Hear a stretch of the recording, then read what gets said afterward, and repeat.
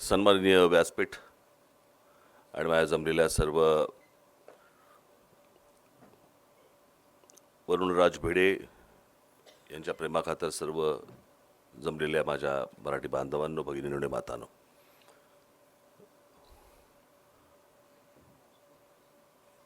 माझं उद्या वसंत व्याख्यानमालेमध्ये माझं भाषण आहे.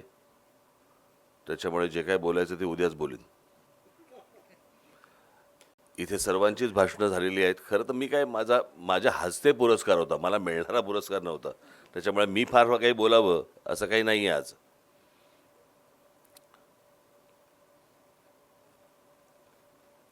ह्या कार्यक्रम संपल्यानंतर अजून काही कार्यक्रम आहे इथे?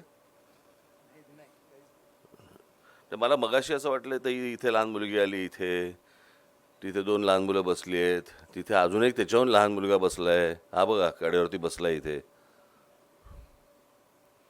तर मला वाटलं की त्याच्यानंतर काही वेगळा अजून काही कार्यक्रम असेल, कारण नाहीतर मग अशा कार्यक्रमांनाही एवढी लहान मुलं कशासाठी आणली मला माहीत नाही. घरी ठेवता येणार नाही म्हणून कदाचित असेल. कारण माझं असं एकदा झालं होतं. मी एकदा झाली त्याला आता 30 वर्ष झाली असेल. अकोले नावाचं एक गाव होतं आपल्या नगरला. तिथे रात्री माझी सभा होती. त्यावेळेला ते आचारसंहिता वगैरे झंझट लागलं नव्हतं आणि थंडीचे दिवस होते, भयंकर थंडी होती. आणि ते असं अकोले गाव असं वरती आहे आणि इतकी थंडी होती, मला कल्पना नव्हती इतकी थंडी असेल. मी तिथे वरती गेलो तर तिकडे आमचे सगळे लोक सगळे कानटोप्या बिनटोप्या घालून स्टेजवरती बसलेले, समोर जी काय लोक होती प्रेक्षक सगळे, ते सगळे घोंगड्या बिंगड्या घेऊन असे एवढे दिसत होते. मला प्रतिभाताई पाटील दिसायच्या ना, त्या अख्ख्या झाकलेल्या असायच्या सगळ्या. मला काहीतरी त्या कबूतर वगैरे काढतील असंच वाटायचं.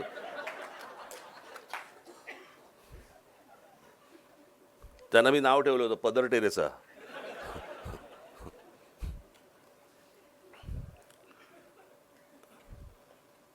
आणि सगळे एवढेच दिसत होते मला की मी वरती गेलो, आपला तिकडे तावाने भाषण बिषण केलं. बरं, काही हसण्याच्या जागा असतात, टाळ्यांच्या जागा असतात, आतल्या टाळ्या वाजवत होते. फार तोंड उघडत नव्हते हसायला. आणि मी आपला साधा जब्बा लेंगा घातलेला. मग तिथे झेंडा आणि मी दोघेच जण फडफडत होतो. बाकी सगळे आतमध्ये आपले. सगळं माझं भाषण बिषण संपलं, सगळेजण राष्ट्रगीताला उभे राहिले, राष्ट्रगीत संपलं, सगळेजण खाली बसले. मला काय ना, म्हटलं काय रे सगळे परत का खाली बसले, नंतर पिक्चर आहे ना. तर मला तसं वाटलं काहीतरी की बाबा ही लहान लहान मुलं आली तिकडे, नंतर काहीतरी कार्यक्रम असेल. आज मुकुंद आमचे संगोराम आमचे मित्र यांनी मला फोन केला की या कार्यक्रमाला तुम्हाला यायचं आहे. सहसा मी मुकुंदरावांचं बोलणं टाळत नाही, हे त्यांनाही माहिती आहे. आणि म्हणून मी आजच्या कार्यक्रमाला आलो. खरं तर त्या दिवशी माझ्या हस्ते कमलेश सुतारांचा माझ्या हस्ते सत्कार झाला होता मुंबईमध्ये. त्याच आणि हाही सत्कार इथे होता. मी त्यांना सांगितलं होतं खरं तर जॉईन करून घ्या, पण आज इथे मृणालिताई आल्या. त्यांनी फार सुंदर भाषण केलं, चांगलं भाषण केलं. इतरही सगळे पुरस्कार इथे मिळणारे सगळे लोक आहेत. अनेक पत्रकार आहेत. आत्ता आवट्यांनी भाषण केलं आणि त्याच्यामध्ये त्यांनी एक आशावाद दाखवला की पुढे आहे. मलाही आशा आहे, मी काही निराश नाही आहे. पत्रकारितेतनं मीही आलो. म्हणजे मार्मिकमधनं असेल, सामनामधनं असेल. मी अनेकदा सांगितलं, मी 2 वर्ष मी लोकसत्तेमध्ये फ्रीलान्सर म्हणून, व्यंगचित्रकार म्हणून काम केलं. अनेक मी दिवाळी अंक किंवा इतर जे काही अंक असतील याच्यामध्ये मी व्यंगचित्र केली. घरात माझ्या ती गोष्ट होती, त्याच्यामुळे मला लहानपणापासून मी त्या वातावरणातच वाढलो. पत्रकारिता बदलली याच्यामध्ये काही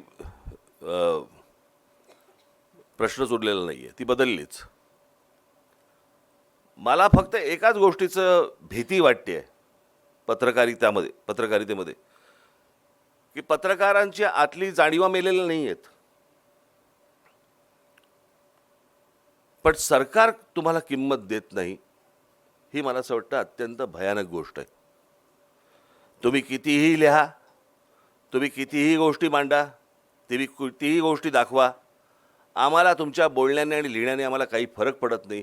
मला असं वाटतं की ही विचार करण्यासारखी सर्वात महत्त्वाची गोष्ट आहे. पत्रकार एका पोटतिडकीने लिहित असतात, परंतु त्याचबरोबर आत्ताची जी परिस्थिती, मी त्या दिवशीच्या माझ्या भाषणामध्ये मी सांगितलं, मी मध्यंतरी नागपूरला गेलो होतो, अधिवेशनामध्ये चुकून गेलो होतो. मला अनेक काही जुने पत्रकार मला भेटले आणि ते पत्रकार भेटल्यावरती मी त्यांना विचारलं, म्हटलं काय सध्या कुठे आहात? माझा विचारण्याचा उद्देश असा होता की वर्तमानपत्र का चॅनल? तर त्यांनी सांगितलं नाही, या मंत्र्याकडे असतो. दुसरा भेटला, त्यांनी पण मला तेच सांगितलं. तिसरा भेटला मला, त्यांनी पण तेच सांगितलं मला. आणि चांगले चांगले पत्रकार मंत्र्यांकडे कामं करतायत. आणि जर समजा अशा प्रकारे जर समजा राज्यकर्त्यांना, मंत्र्यांना, आमदारांना, खासदारांना जर समजा वाटलं की आम्ही तुम्हाला कसेही शरण आणू शकतो आणि तुम्हाला कधीही विकत घेऊ शकतो, ही मला असं वाटतं जी भावना निर्माण झालेली आहे, ही जोपर्यंत मरत नाही, त्यांना भीती वाटत नाही तुमची, तोपर्यंत काही होणार नाही. हा सगळा पोकळ आशावाद आहे. तुम्ही लिहित राहाल, तुम्ही बोलत राहाल, सगळ्या गोष्टी होत राहतील, परंतु त्यांना जर ह्या गोष्टींची ह्यांच्या लिहिण्याने आणि बोलण्याने ना आमची सत्ता जाते ना आमची सत्ता येते असा जर समज झाला असेल, तर तो घालवणं हे मला असं वाटतं सर्व पत्रकारांचं एकत्र येऊन काम करणं गरजेचं आहे. त्याच्यासाठी मगाशी म्हणालात ते कसेल त्याची जमीन, आपणच बोललात ना. आत्ताची परिस्थिती असेल ज्याला दिसेल त्याची जमीन.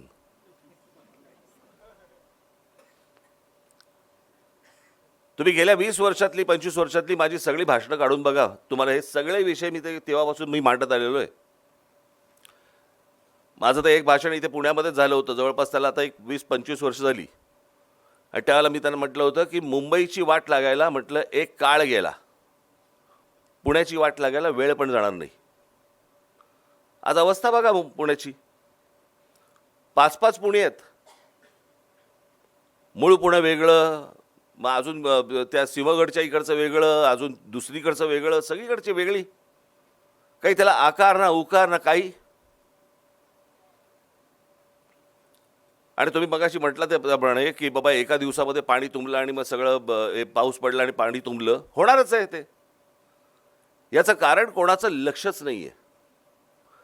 मी नेहमी सांगत आलो की 4 प्रकारच्या जमिनी असतात. एक असते ती केंद्र सरकारची असते, दुसरी असते ती राज्य सरकारची असते, तिसरी असते ती महानगरपालिकेची असते आणि चौथी असते ती खाजगी असते. आज मुंबईमध्ये जर समजा तुम्ही आलात तर तुम्हाला हजारो एकरची गोदरेजची जागा, तुम्हाला लँड तुम्हाला दिसेल त्या विक्रोळी आणि या सगळ्या भागामध्ये. हजारो एकर आहे, एक झोपडं दिसणार नाही त्याच्यावरती तुम्हाला. केंद्राच्या, राज्याच्या आणि महानगरपालिकेच्या सर्व जागांवरती झोपडपट्ट्या कशा काय झाल्या, अनधिकृत बांधकामं कशी काय झाली, याचं कारण त्याला आईबापच नाहीये. कोणत्याही राज्यकर्त्याला, कोणत्याही आमदाराला, कोणत्याही खासदाराला, कोणत्याही नगरसेवकाला हे माझं आहे, हे माझ्या शहराचं आहे, हे माझ्या नागरिकांचं आहे अशी भावनाच नाही आहे. जे आहे ते आत्ता ओरबाडून घे, पुढचं कोणी बघितलंय मला कळतच नाही. मला ही ती जी फ्रेज आहे ना, काय पैसे कमवले त्यांनी, 7 पिढ्या बसून खातील, 6 काय अपंग निघणार आहेत का, की सगळी जबाबदारी तुझ्यावर टाकली आहे? इतके नालायक निघणार आहेत तुझे 6 जण?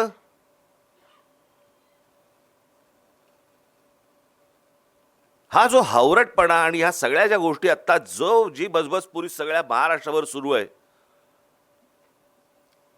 आपण मगाशी म्हणालात त्या अदानीचा मी विषय त्या दिवशी मांडला माझ्या सभेमध्ये. काय झालं हो पुढे? मी मांडलाय म्हणून नाही, परंतु तो विषय इतका गंभीर आहे की पत्रकारांनी तो विषय लावून काय धरला, सोशल मीडियावरती चालू होता.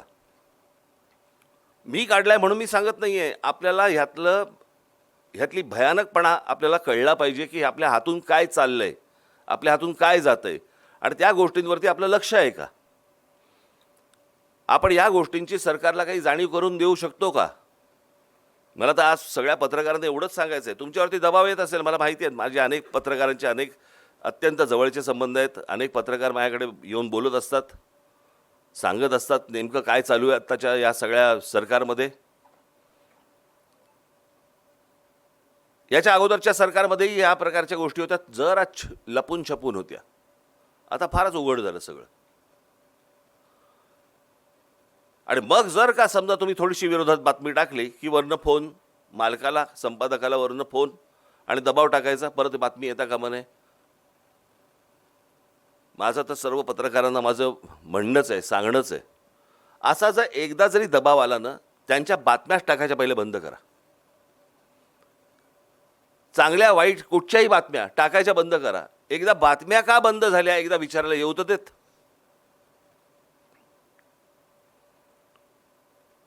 नाहीतर फक्त आपल्या ह्या असल्या कार्यक्रमांमध्ये फक्त सांगायचं आम्ही चौथा स्तंभ आहोत. कसला स्तंभ? काय करायचं त्या स्तंभाचं?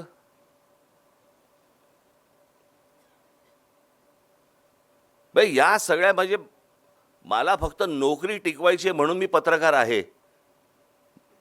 माझा महिन्याचा पगार चालू राहिला पाहिजे.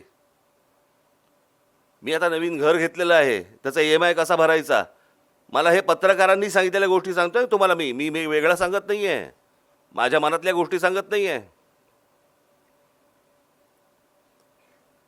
मी आता नवीन घर घेतलं, EMI कसा भरायचा, मग या सगळ्या गोष्टींमधनं आम्हाला काय करणार, आम्ही नोकरी टिकवावी लागते. काय चालू आहे आत्ताच्या पत्रकारितेमध्ये? कोणत्या काय चॅनलवरच्या काय पत्रकार आहेत मला काय सांगा. मला त्या बिचारांना इतकं करायचं आहे, मी त्या पत्रकारांना दोषच देणार नाही. एक तर अनेक तरुण मुलं आहेत, तरुण मुली आहेत, त्यांना प्रचंड काम करायचं आहे, त्यांना अनेक गोष्टी, त्यांना खरं तर क्रांतीच करायची आहे. वर्तमानपत्रांमध्ये देखील अनेक तरुण असतील, अनेक पत्रकार असतील की ज्यांना खरंच लिहायचं आहे, बोलायचं आहे, सांगायचं आहे. पण या सगळ्या राजकीय दबावामुळे त्यांना ह्या गोष्टी करता येत नाहीत.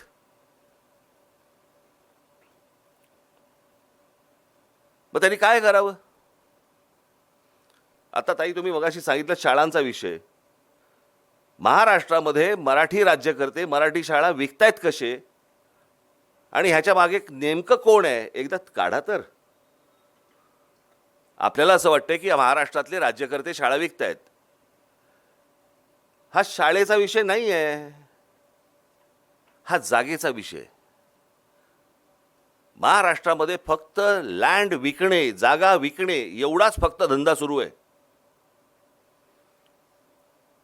या अत्यंत मोक्याच्या ठिकाणी असलेल्या अनेक या शाळा ज्या आहेत मराठी माध्यमांच्या, याच्यावरती कोणाचं तरी लक्ष आहे.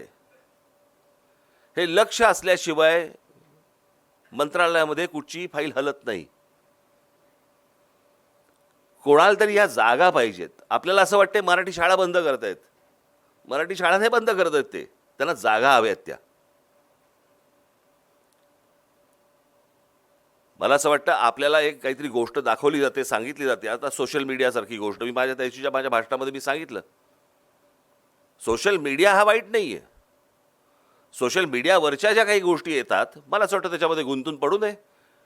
कारण कुठच्या या सगळ्या राज्यकर्त्यांना हेच हवं आहे. IPL मध्ये गुंतून पडा, 2020मध्ये गुंतून पडा, अजून कुठच्यातरी कॉन्सर्ट आली, अजून कुठच्यातरी गोष्टी झाल्या, ह्याच्यामध्ये सतत गुंतून पडा. सरकारला प्रश्न विचारू नका, राहा त्याच्यामध्ये. इंस्टाग्राम सतत उघडा आणि बघत बसा. याच्यामध्ये तुम्हाला सगळ्यांना गुंतवून ठेवायचं आणि मूळ प्रश्नांकडे दुर्लक्ष करायचं. आत्ता साधी जी गोष्ट आहे, आपण आता डिलिमिटेशनचा आत्ता विषय निघाला होता, बरोबर आहे. आणि मग तो नेला कुठे की महिला आरक्षणाला बघा सगळ्यांनी कसा विरोध केला. महिला आरक्षण तर 2023 साली झालंय. 33% महिलांना आरक्षण द्यायचं हे बिल पास झालेलं आहे 23 सालीच. आता महिला आरक्षण आलं कुठून? परंतु ते ज्या पद्धतीने यायला पाहिजे होतं, वर्तमानपत्रातनं, चॅनलमधनं एकदा आलं, दुसऱ्यांदा आलं. हे जे मोर्चे काढत होते या मोर्चे काढणाऱ्या जी लोक होती त्यांना मला असं वाटतं पत्रकारांनी विचारायला पाहिजे होतं 2023 साली काय झालं. मग तुम्ही आता मोर्चा का काढतात.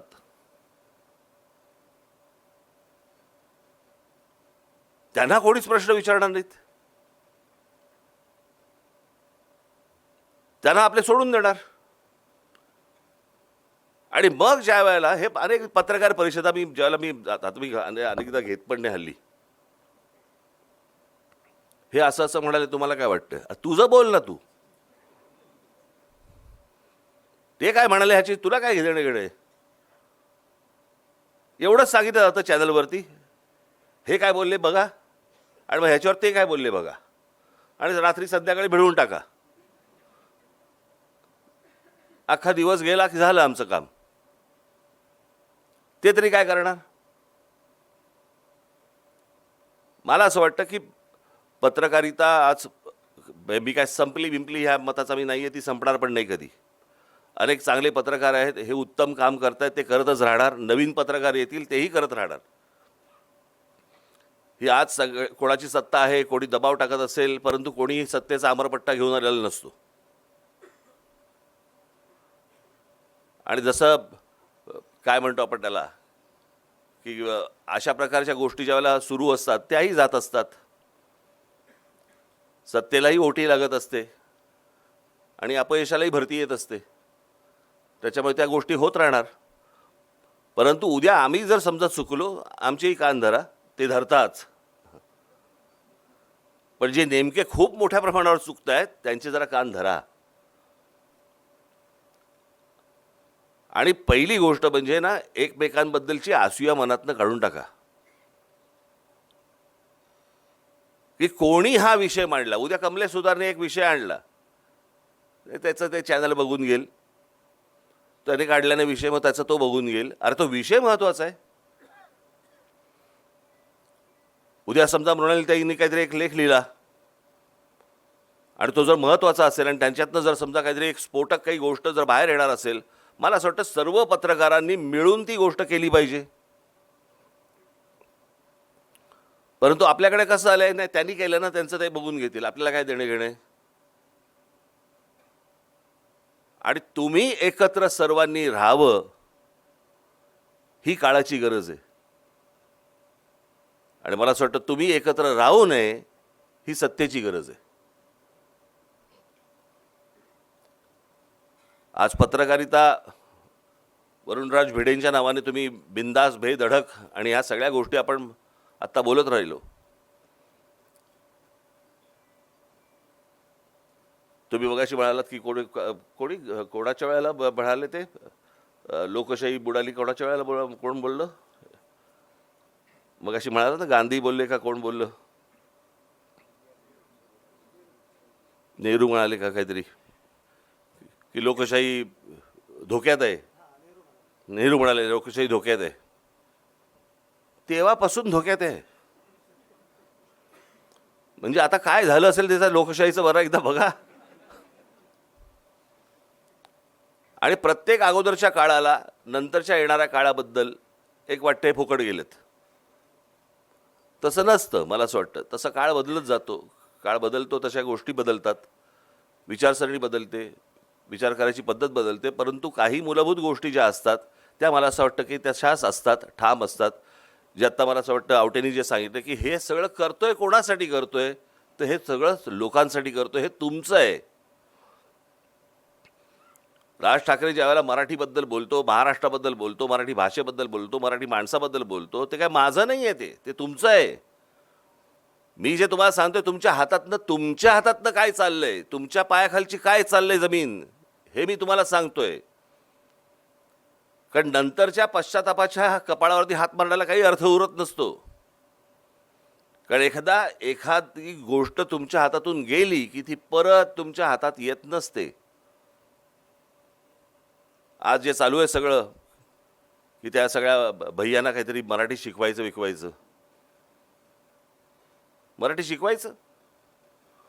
उद्या पत्रकारिता देतील मराठी शिकून तेव्हा तुम्ही काय कराल.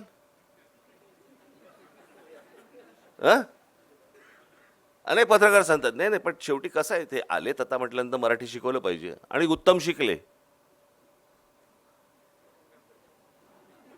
आणि उद्या जर समजा इथे बसलेल्यांपैकी समजा तिवारी बिवारी समजा बसलेले आहेत वरुणराज भिडे पुरस्कार घेताना,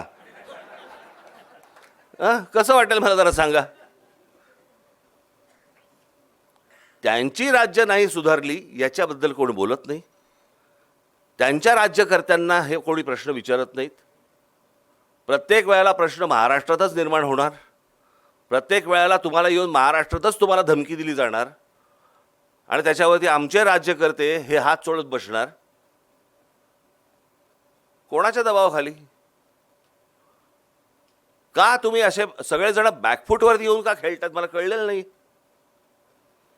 दुसऱ्या राज्यांमध्ये हिंमत आहे का असं कोणाची बोलायची? परंतु त्यांच्यावरती त्या प्रकारचा दबावच नाहीये. आज ही गोष्ट त्यांनी तामिळनाडूमध्ये करून दाखवावी, बंगालमध्ये करून दाखवावी, लांब कशाला गुजरातमध्ये करून दाखवावी, की आम्ही गुजराती नाही बोलणार हिंदीच बोलणार करून दाखवावी. हे तुमच्याच नाकावर टिचून येऊन का बोलतात? याचं कारण मी अनेकदा बोलत आलोय, जिथे जमीन भुसभुशीत असते ना तिकडेच घुशी होतात. घुशी खडकात नाही होत. खडकात वाव नसतो त्यांना. जी राज्य त्यांचे लोक हे ज्या वेळेला टणक राहतात, कडक राहतात, त्यावेळेला असली लोक येऊन शिरू शकत नाहीत, अशी लोक येऊन बोलू शकत नाहीत. पण आमच्याच सगळ्या लोकांचं मवाळ धोरण असतं. 4 गोष्टी ते राज ठाकरेला सुनावतील आमचे पत्रकार, की मारणं हा काय उपाय आहे का? बरं, मग काय लिहिणं उपाय आहे? हे लिहून ऐकणार आहेत? मी अनेकदा सांगितले, आम्ही पहिले कधीही या सगळ्या गोष्टी करताना पहिले हात जोडूनच जातो. नाही ऐकलं तर हात सोडून जातो. परंतु ह्या प्रकारचं ज्या वेळेला वातावरण तयार होतं राज्यामध्ये, त्यावेळेला तुम्ही इतर राज्यांचे पत्रकार, इतर राज्यांचे सगळ्या राजकीय पक्षांचे नेते, सगळी लोक आणि जनता ही कशी एकवटते त्यांच्या भाषेसाठी आणि त्यांच्या गोष्टींसाठी, हे कधीतरी आपण बघणार आहोत की नाही? आज इथे ताई तुम्ही म्हणालात की मराठी शाळांच्या बद्दल कोणाला आस्था आहे आणि कोणाला काय. आत्ता 1 मे आहे ना, परवा दिवशी 1 मे आहे ना. मी दरवर्षी तिकडे सकाळी जातो. 1 मे हा दिवस कसला दिवस आहे हो? महाराष्ट्र दिन म्हणजे काय? मुंबईसह संयुक्त महाराष्ट्र झाला तो दिवस ना. मी मुंबईच्या बाहेरच्या लोकांनी तिकडे यावं वगैरे वगैरे आला तर आनंदच आहे. परंतु मुंबईतल्या राहणाऱ्या मराठी माणसांना वाटत नाही की यांच्यामुळे आज आम्ही इथे आहोत, यांच्यामुळे ही महाराष्ट्राची राजधानी आहे, आपण तिकडे जाऊन त्यांना वंदन केलं पाहिजे, आपण त्यांना तिकडे जाऊन फुलं वाहिली पाहिजेत, असं मुंबईतल्या मराठी माणसाला वाटतच नाही.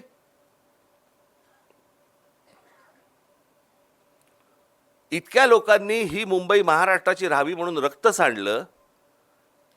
ते रक्त सांडल्यानंतरची जाणीव आमच्या मराठी लोकांमध्ये नाहीये.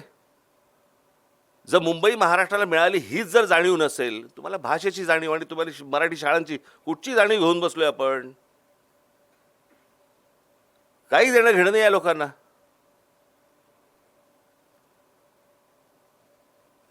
ज्या वेळेला लोकांना कळेल की 1 मेला जिकडे बाबा महासागर आलाय तिथे मराठी माणसांचा,